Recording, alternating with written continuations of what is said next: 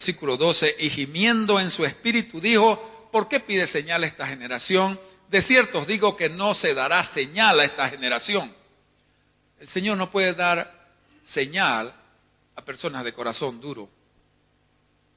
No puede. No será dada señal. Los fariseos tenían un corazón endurecido como Judas.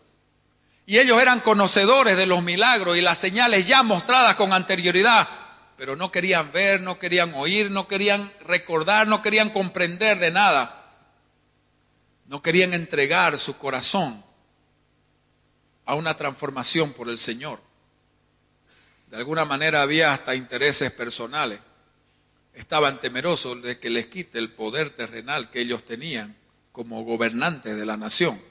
Y apareció este hombre con grandes seguidores, con un mensaje diferente, un mensaje de amor, un mensaje espiritual, y la gente comenzó a seguirlo. Y ese era su temor de ellos. Entonces Jesús, dejándolo, volvió a entrar en la barca y se fue a la otra ribera. Y Jesús aprovecha este momento especial para dar una enseñanza a sus discípulos. Al subir en la barca, les comienza a decir algo. Y les dice, no se contaminen. Guardaos de la levadura de los fariseos y de la levadura de Herodes. ¿Y qué sucedió con ellos? Él le dice, esta gente de corazón duro, fariseos, y Herodes era saduceo, y siempre comenzaba a pedir señal, quería señal de Jesús, quería que Jesús venga a su presencia y haga milagros en su presencia. A lo que estaban acostumbrados en esa época con sus magos, lo tomaba como una situación así. Pero los discípulos resulta que comenzaron a discutir entre sí. Nos está diciendo esto de la levadura de los fariseos y de Herodes porque nos olvidamos de traer pan. Habían olvidado de traer pan y no tenían sino un pan consigo en la barca. Y él les mandó diciendo, mirad, guardaos de la levadura de los fariseos y la levadura de Herodes. Y discutían entre sí diciendo, es porque no trajimos pan. Solamente había uno. Solo tenían una marraqueta. Y eran 12, más Jesús 13, más seguramente los que llevaban la barca y remaban con la barca, unos 3 más, 15, 16 personas, 17 personas, nada más. Entonces ellos comenzaron a discutir entre ellos y a acusarse. Pero a vos te tocaba traer el pan. De repente le acusaron a Judas, vos sos el que tenés la plata, viejo, ¿por qué no trajiste? ¿Por qué no fuiste previsor? Y seguramente el otro le dijo a Pedro, pero vos sos aquí en la cabeza, ¿por qué no te acordás? ¿Por qué no planificás este viaje? Sabías que íbamos a subir y tenemos que cruzar al otro lado, nos va a tomar un tiempo y ahora ¿qué vamos a comer? Me da la impresión que tenían toda esa discusión entre ellos. Y seguramente algunos pensaron que les mencionó a los fariseos y a Herodes o a los saduceos para decirle, aunque sea, ¿por qué no le pidieron a ellos? ¿Por qué no le pidieron pan a los fariseos? Ellos tienen plata. Debieron pedirle para llevar con nosotros en nuestro tapeque, para proveer para su viaje. Y Jesús los escucha, preocupados por el pan para comer durante ese día. Y más o menos creo que dice, no puede ser esto. No la entienden. No entienden. No ven, no oyen, no comprenden. El versículo 17 le dice, ¿qué discutís? ¿Porque no tenéis pan? ¿Eso es lo que están discutiendo cuando yo les digo que se cuiden de la levadura de los fariseos y de Herodes? ¿Y ustedes discuten porque no traen el pan? ¿No entendéis ni comprendéis? Aún tenéis el corazón endurecido. Teniendo ojos no veis y teniendo oídos no oís y no recordáis. Y comienza a hacerle como una aritmética. Cuando partí los 5,000 panes entre 5,000, ¿cuántas cestas llenas de los pedazos recogiste? Y ellos dijeron 12. Versículo 20. Y cuando los 7 panes entre 4,000, ¿cuántas canastas llenas de los pedazos recogiste? Y ellos dijeron 7. A ver, comiencen a pensar más o menos, ¿no? Yo creo que si Jesús hubiera tenido una pizarra, a ver, le digo, 5 panes, 5,000 personas, saldo 12 canastas llenas. Pero después necesité 7 panes para 4,000 personas, 4,000 hombres, y sobraron 7 canastas llenas. ¿La agarran o no la agarran? Me da la impresión que los discípulos estaban, a ver, hagamos una regla simple, una regla de 3 simple. O de repente no aprendimos lógica, matemática, para hacer esto y poder entender 5 para 5,000, 7 para 4,000, la relación no es la misma. Parece que quedaron así, sin saber qué responder. Y Jesús les dice, ¿cómo es que aún no entendéis? Y la respuesta es simple. Jesús le hizo recuerdo de lo que había hecho, no para vanagloriarse él de lo que había hecho. La respuesta es muy simple. Ahorita somos 15 aquí, de repente 20, y tenemos una marraqueta de pan. Después de haber visto que con 5 panes alimentamos 5,000 y con 7 panes alimentamos 4,000, ¿ustedes todavía dudan de que esa marraqueta es suficiente para nosotros todos? ¿No entienden? ¿No comprenden lo espiritual? ¿No comprenden qué es lo que les quiero enseñar y dónde los quiero llevar? A nosotros nos pasa muchas veces eso. Hemos visto milagros del Señor en nuestras vidas. Y hay momentos en que comenzamos a dudar de esos milagros. Hay momentos en que nosotros comenzamos a pedir más señales. ¿Cuál es el problema para ustedes? Somos poquitos, menos que los anteriores. Y en 2 ocasiones han visto, o por lo menos miraron, pero no vieron. Escucharon y no oyeron. ¿No entienden? Los corazones endurecidos, que no permiten que entre a su corazón la verdadera y profunda enseñanza del Señor. Estoy hablando lo que él decía él le dice, la hipocresía de los fariseos. Que eso no los contamine, les dice. De sus legalismos, que no los contamine. De su religiosidad, que no los contamine. De su incredulidad, que no los contamine. Del orgullo, de la soberbia. De eso estoy hablando. ¿Y ustedes se preocupan porque no trajeron pan? La pregunta es si usted ha vivido esos momentos en su vida. Gracias a Dios que los discípulos, a excepción de Judas, tuvieron su proceso de entregar su corazón al Salvador y permitieron que el Espíritu Santo los transforme. Llegaron al punto inclusive de esa transformación y esa fe que entregaron sus vidas por nuestro Señor. Entregaron sus vidas por el Evangelio. Entregaron sus vidas por llevar la palabra aún en contra de todo el sistema que había en esa época. Fueron perseguidos, fueron humillados, fueron maltratados, fueron muertos. Pero gracias a Dios, ellos ya habían entregado sus propias vidas por fe en nuestro Señor Jesucristo. Si no fuera eso, no estaríamos aquí.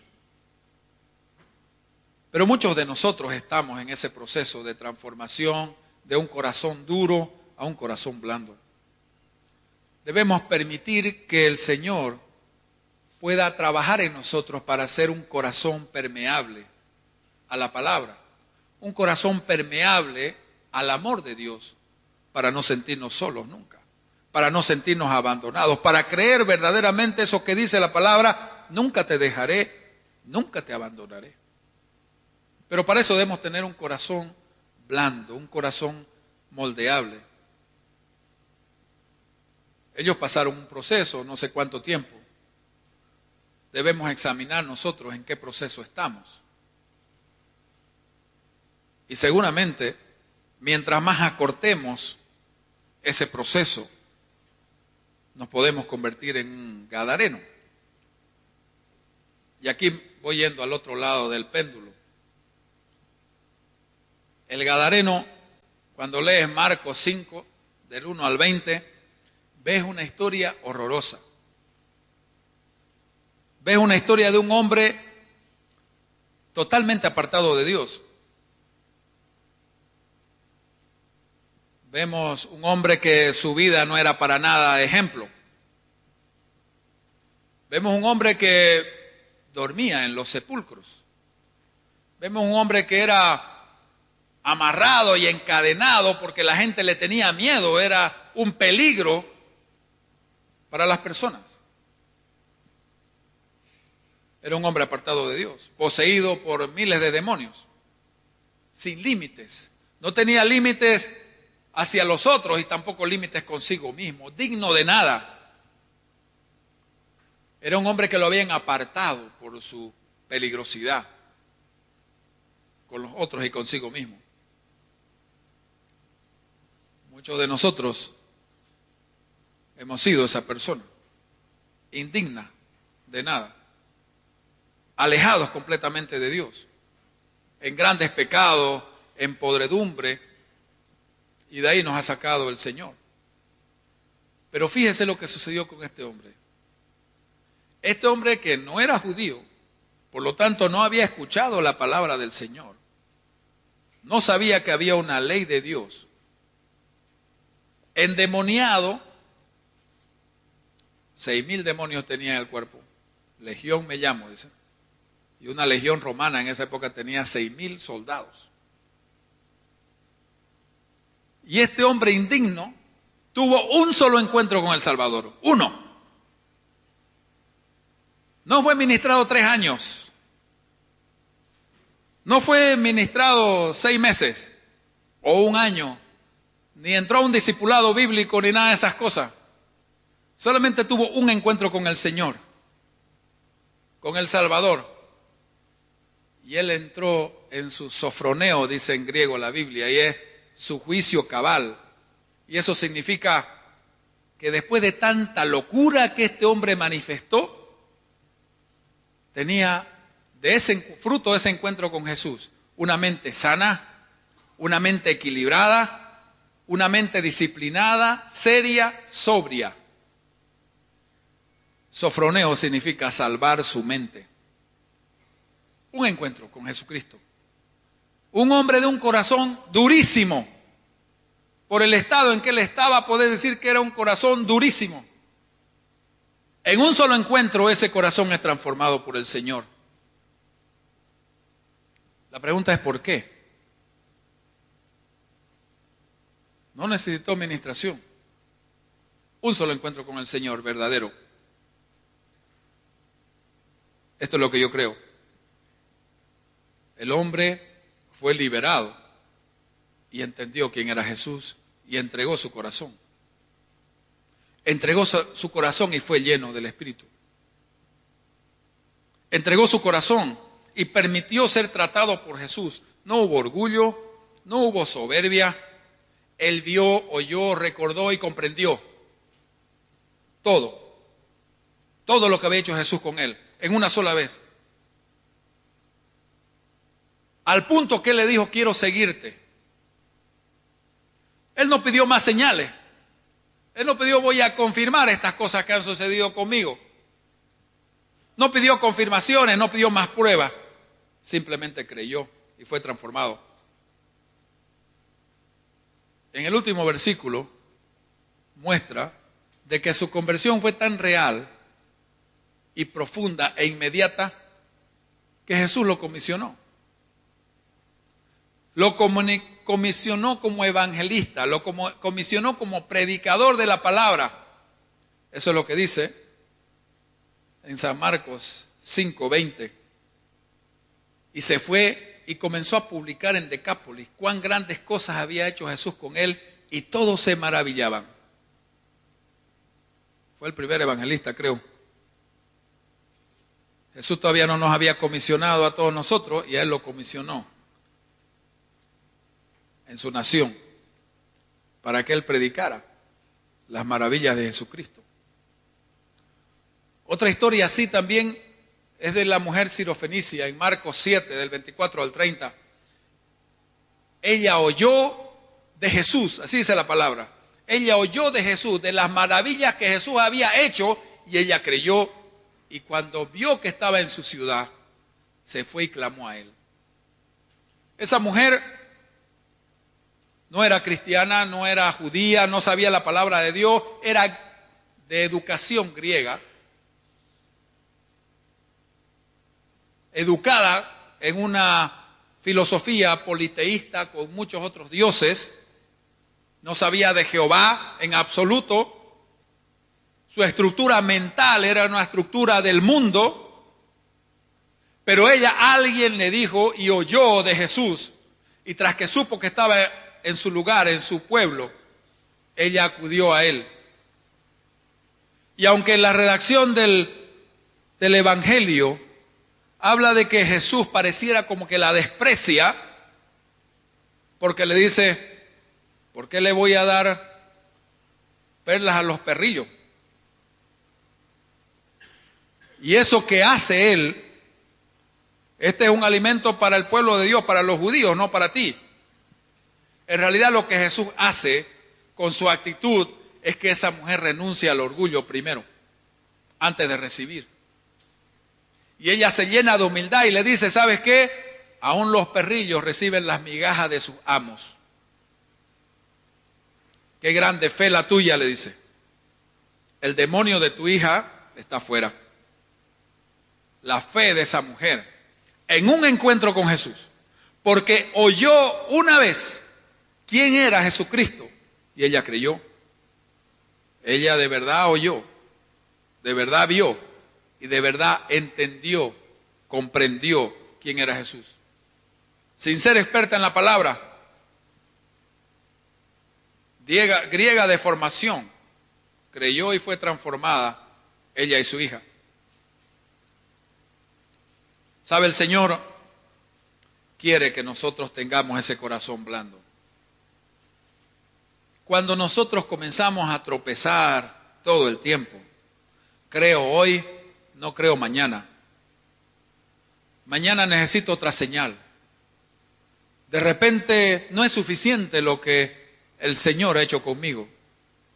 Cuando comenzamos a tener esas actitudes con el Señor, es una muestra de que nuestro corazón está duro. Debemos tener un cambio de actitud. ¿Sabe? El Señor quiere que nosotros tengamos ese corazón blando. Quiere que tengamos un corazón que crea, un corazón enseñable, un corazón que no busque argumento, que no busque lógica, que no busque nuevos milagros en nuestra vida, sino que crea. Y hay una condición de eso. Para ablandar el corazón, para transformar el corazón, debemos convertirnos y apartarnos de nuestras transgresiones. Pero muchos de nosotros tropezamos con la misma piedra todo el tiempo. Y volvemos a caer en una falta de fe. Y volvemos a cometer los mismos errores y cometer los mismos pecados. Ezequiel 18, 30 al 32, nos muestra una condición que es nuestra, no es de Dios. Es una decisión que cada persona debe asumir. Ezequiel 18, 30. Por tanto, yo os juzgaré a cada uno según sus caminos, según lo que tú haces, según tu accionar, según tu pensar. Oh casa de Israel, dice Jehová del Señor, convertíos y apartaos de todas vuestras transgresiones, y no será la iniquidad causa de ruina. ¿Sabe? Algunas personas, y nosotros tratamos aquí el tema de maldiciones generacionales, y sabemos que las maldiciones generacionales dañan a las personas y las llevan por un camino equivocado, pero llega un momento de tu vida de que la decisión de salir de esa iniquidad y de las maldiciones generacionales es tu decisión. es permitir que Jesucristo te limpie de toda iniquidad. Tú permites eso. Tú decides si Jesucristo te va a limpiar de tu iniquidad o vos vas a seguir viviendo en tu iniquidad. Y hay algunas personas que entran en esa comodidad de decir, bueno, yo no soy culpable, mis padres fueron así, está en mi linaje, mis abuelos fueron así, por lo tanto no puedo salir. Estás negando el ministerio de Jesús, estás negando su sangre. Cuando descubres las maldiciones generacionales en tu vida, hay que descubrirlas para saber qué hacer, a qué renunciar. Pero tú decides si te quedas ahí o te sales. Si tú permites que nuestro Señor te limpie de toda iniquidad y todas vuestras transgresiones, y no será la iniquidad causa de ruina. Echad de vosotros todas vuestras transgresiones con que habéis pecado y hacéis un corazón nuevo, haceos un corazón nuevo y un espíritu nuevo. ¿Por qué moriréis, casa de Israel? Porque no quiero la muerte del que muere, dice Jehová el Señor. Convertíos pues y viviréis. El deseo del Señor es que ninguno perezca, pero que todos procedamos al arrepentimiento. Eso es lo que el Señor quiere. Y el arrepentimiento es una decisión nuestra, no es de Dios. Nosotros decidimos si entregamos nuestro corazón al Señor para ser transformado, para ser cambiado de un corazón endurecido a un corazón blando. Un corazón que recuerde siempre lo que vio o oyó a nuestro Señor Jesucristo. Debemos permitir eso. El Señor quiere que permitamos eso. El Señor quiere que nos apartemos de nuestro orgullo, la soberbia, de nuestros argumentos, de nuestra lógica, de nuestro raciocinio humano.